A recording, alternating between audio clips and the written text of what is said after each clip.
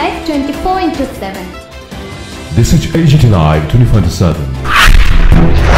Doctor Manik Saha এবং সেই সঙ্গে আজকের অনুষ্ঠানের যারা অন্যান্য মাননীয় অতিথি রয়েছে শ্রী টিঙ্কু রায়, যে পাঁচজন প্রথম স্থান অধিকার করেছে তাদেরকে আমরা হাসপাতাল ঘটনাদের পক্ষে যিনি রয়েছেন আমরা তাকে এবারে সম্মানিত করছি। নেক্সট প্রস্তুত থাকবে ইনস্টিটিউট অফ নার্সিং সায়েন্স কামিনী দেবনাথ।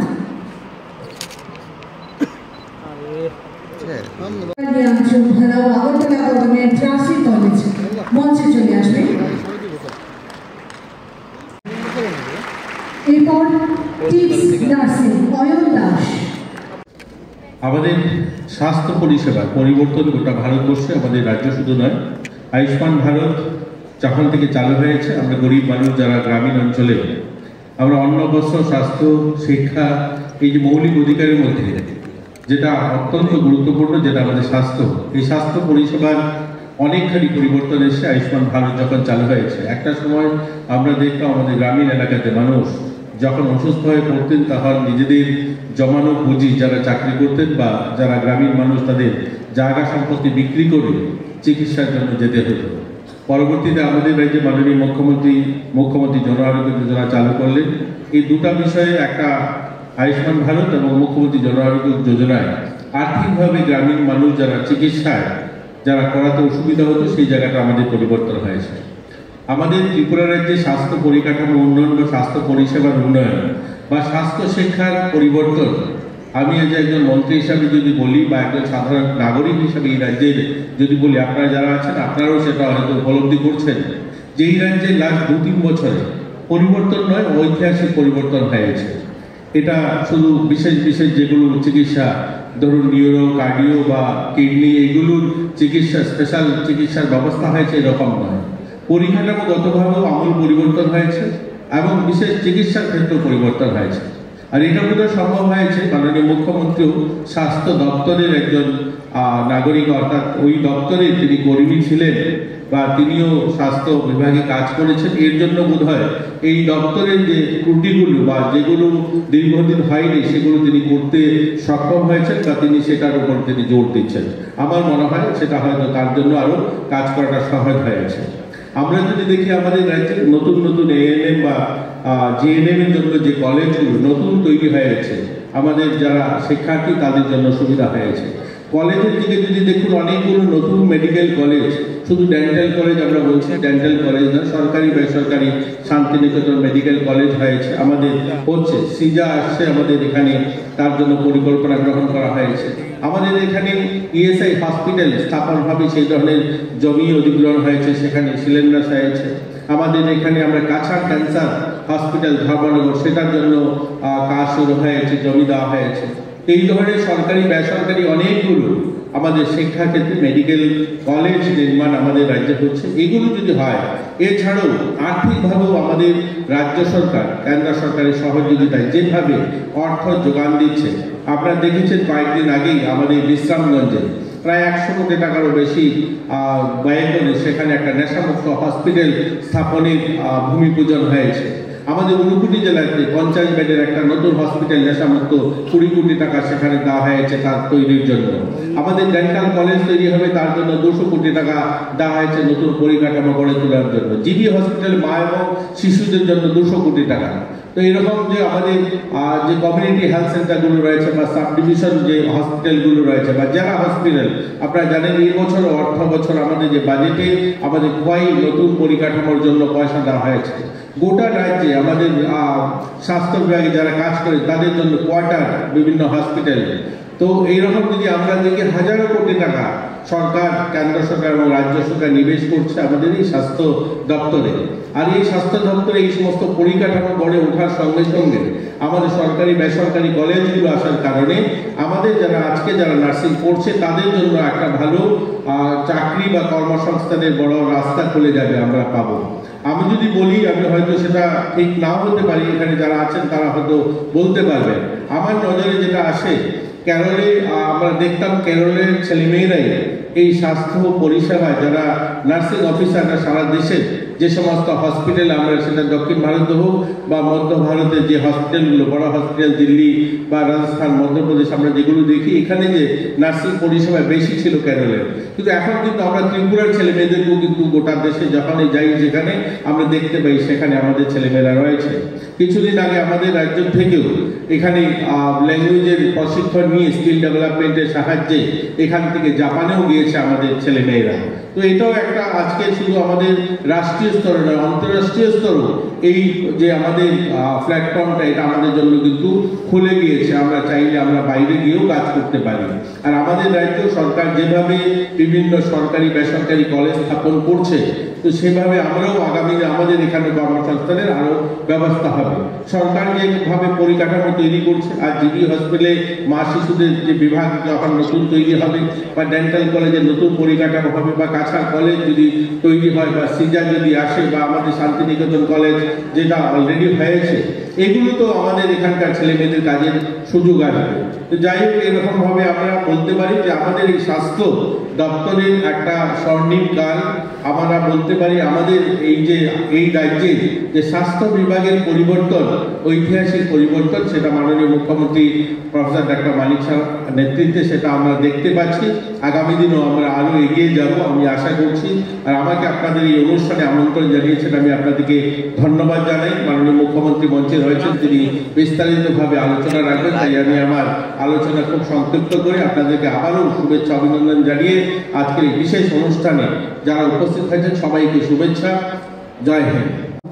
যতক্ষণ ধরে সেই কানেকশন না হবে, যেটা আমার দায়িত্ব, আমার একটা ফ্যামিলির কেউ যখন ভর্তি হয় হাসপাতালে, যদি একটা ট্রিপ চলে, তখন কিন্তু আমরা বসে থাকি, যেহেতু আই নো দিস সাবজেক্ট, তখন কিন্তু আমরা বসে থাকি যে না, লাস্ট বিন্দু পর্যন্ত যাতে প্রপারলি সেটা যায় এবং সেখানে সেটাকে অফ করে দেওয়া, সেটা কিন্তু অনেক সময় দেখা যায় খামতি থাকে, যাতে এয়ার না ঢুকতে পারে, ঠিক সময়ে সেটা বন্ধ করে দেওয়া। অনেক সময় পেশেন্টের অনুসারে অনেক নার্সিং স্টাফের তুলনায় অনেক সময় পেশেন্ট বেশি থাকে, কিন্তু এখন আমরা আস্তে আস্তে করে যে তার যে পেশেন্টের তুলনায় কত সিস্টার থাকবে বা ব্রাদার থাকবে, সেটাও কিন্তু আমরা এখন চিন্তা ভাবনা করছি কত ইনক্রিজ করা যায়। এবং বিশ্বাস, এই যে মুমূর্ষ ব্যক্তিদের তাদের বিশ্বাস এবং তাদের অধিকারেরও বিষয় আছে, এবং সেই অধিকার এবং যে আস্থা, সেটা কিন্তু আমাদের যারা নার্সিং অফিসাররা আছেন তাদের উপর ডিপেন্ড করবে। এবং আজকের দিনে আমাদের প্লেজ নিতে হবে যে আমরা মানুষের জন্য এবং মানুষের জন্য কাজ করতে হবে। এবং এইরকম একটা প্ল্যাটফর্ম আপনারা পেয়েছেন, যে প্ল্যাটফর্ম একমাত্র সম্ভব হয়েছে। এটা এরকম ভাবলে চলবে না যে আমি আমার পরিশ্রমের কারণে আমি সুযোগটা পেয়েছি, সেটা পেয়েছেন, কিন্তু সব কিছু ডিফাইন্ড আছে যে আপনি এই যে প্ল্যাটফর্ম নার্সিং সেবা যে বিষয়, সেখানে কিন্তু আপনাকে উপরওয়ালাই কিন্তু আপনাকে ফিট করেছে। কাজে এই সুযোগটা যখন এসছে মানুষের মধ্যে, মানুষকে সেবা করার মাধ্যমে, সেটা কিন্তু আপনারা আরও বেশি করে করবেন। আমাদের মাননীয় মন্ত্রী বাহাদুর বলেছেন, এখান থেকে এখন ত্রিপুরার আগে কেরালা এবং মণিপুরে যারা নার্সিং অফিসার আছে তাদের খুব কদর ছিল।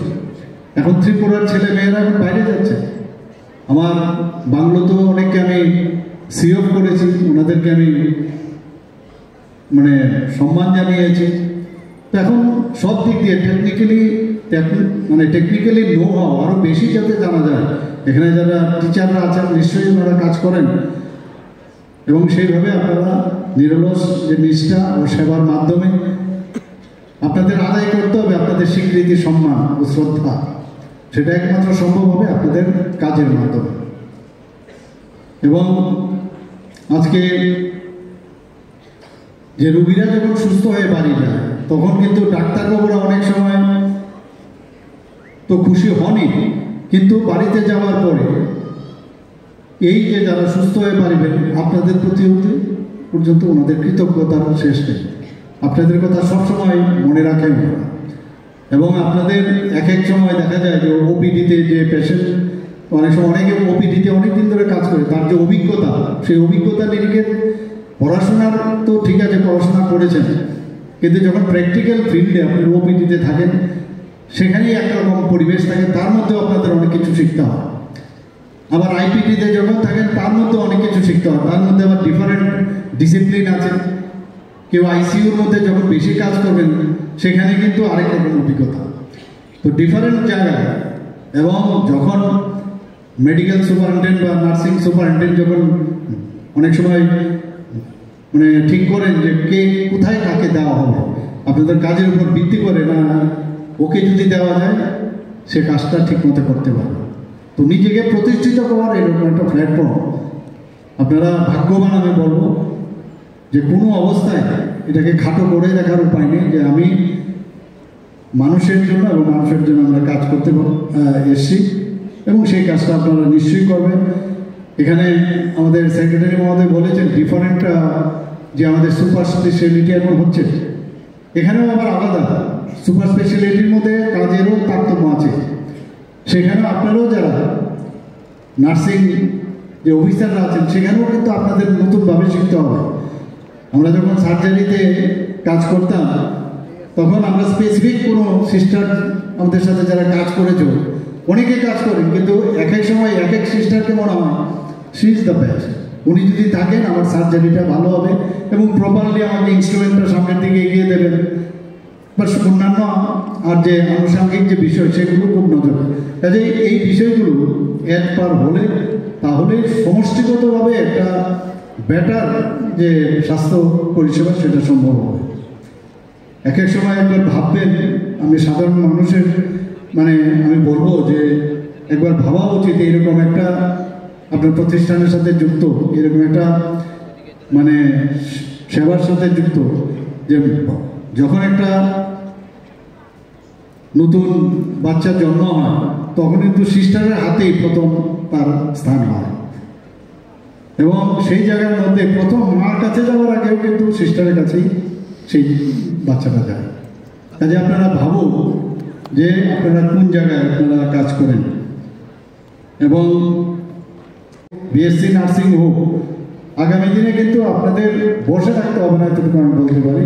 আপনারা সেই সুযোগ আপনারা পাবেন, এবং আমরা অন্যান্য স্বাস্থ্য পরিষেবার মধ্যেও আমরা চেষ্টা করছি একটা উইথ আদার স্টেট এখানে যাতে ডেভেলপ হয় সেটা আমি করবো। আজকে আবার এই আন্তর্জাতিক নার্সেস দিবস উপলক্ষে সবাইকে হার্দিক অভিনন্দন ও শুভেচ্ছা জানিয়ে আমার কথা বলা শেষ করছি।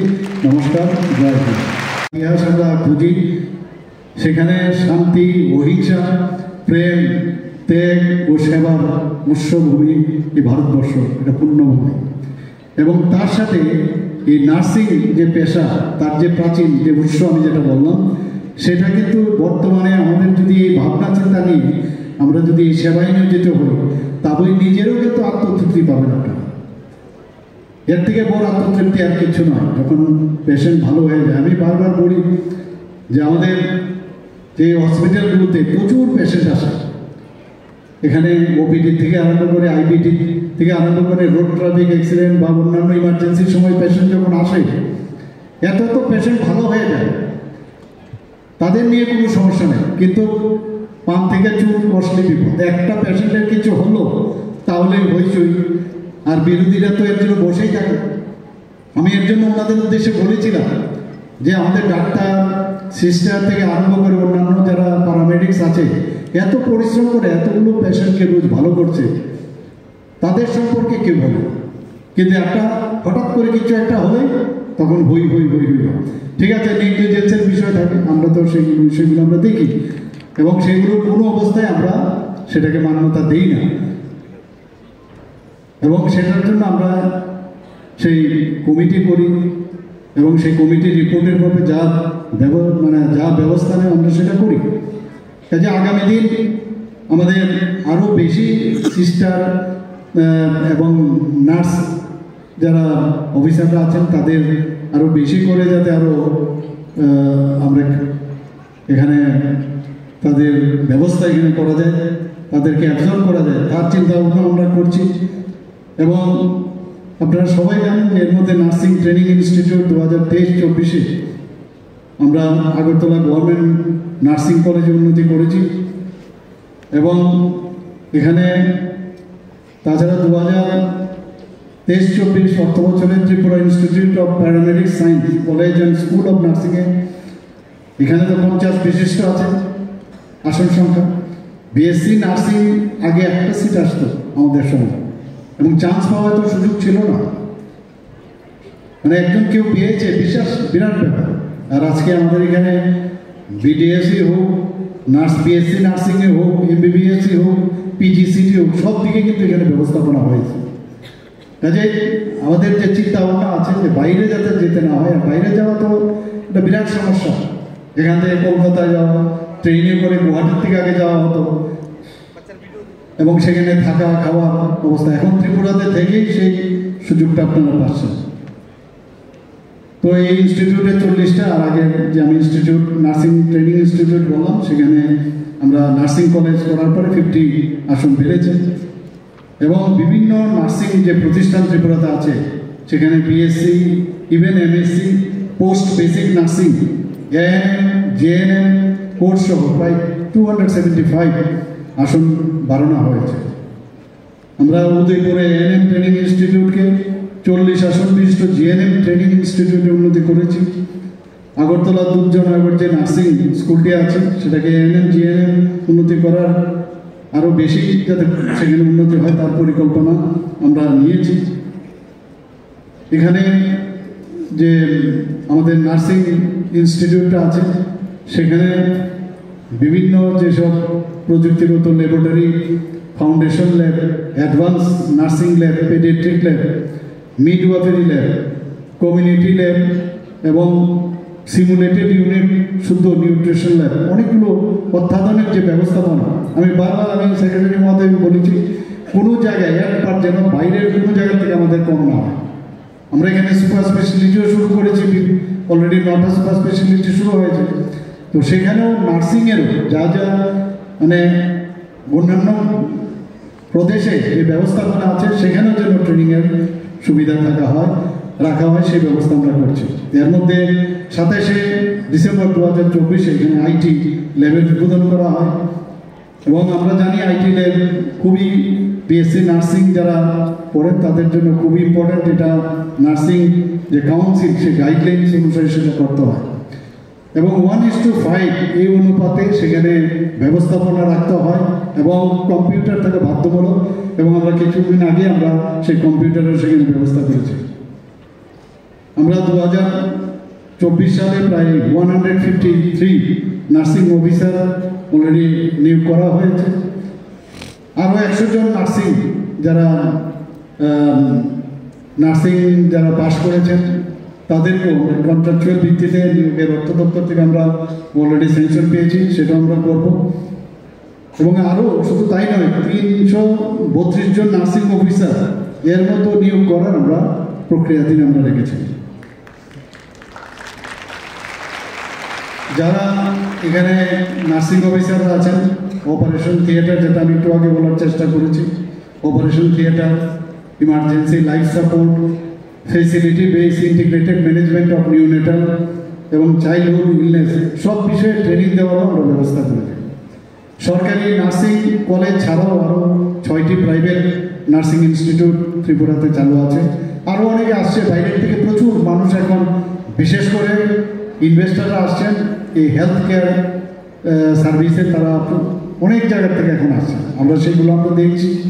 তো যত বেশি এখানে স্বাস্থ্য ব্যবস্থা আমরা মেডিকেল হাব করার তৈরি করছি এবং সেটা কিন্তু আপনারা বুঝতে